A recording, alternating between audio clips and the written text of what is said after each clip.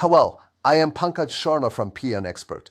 In this video, we will learn the basics of hidden Markov models, also called HMM. Imagine you are a detective. You cannot see the real situation, but you see clues. In HMM, the hidden states are what we want to know. The observations are the clues we can see. Let's build a simple HMM diagram. We will use weather as hidden states and umbrella as observations. Our hidden states are sunny and rainy. Our observation is whether we see an umbrella. There are two key probability rules.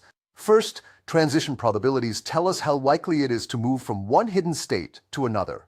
For example, the probability of sunny to sunny could be 0.8. Second, emission probabilities tell us the chance of a clue given a hidden state.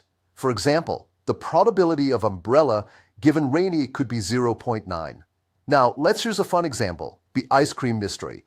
You cannot see the weather, but you can see how many ice creams your friend eats. Hidden states are hot and cold.